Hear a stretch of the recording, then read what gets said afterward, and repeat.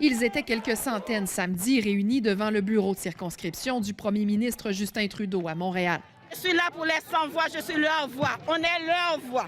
Assez bon pour travailler, assez bon pour rester. Ce qu'ils réclament, que le statut des migrants et demandeurs d'asile qui travaillent en services essentiels soit régularisé.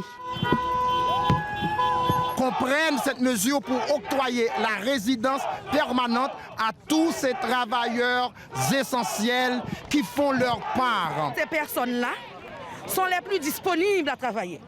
Les cas les plus difficiles, c'est eux qui le font. Selon l'organisme Debout pour la dignité, ils sont quelques milliers à avoir répondu à l'appel à être allés travailler en service essentiel. Donc le Québec avait besoin d'eux, a encore besoin d'eux. Ces gens ont besoin du Québec. C'est une question de solidarité. En tant que demandeur d'asile, on donne tout de nous-mêmes. Nous sommes importants. Il faut aussi compter. Si ces gens-là viennent nous aider, on doit être reconnaissant, on doit les aider puis leur donner un statut au minimum. Il y a un premier pas qui a été posé par le gouvernement du Québec de regarder chacun des cas individuellement. Mais tant qu'il n'y a pas d'actions concrètes qui sont posées, je pense que c'est très, très important de maintenir la pression.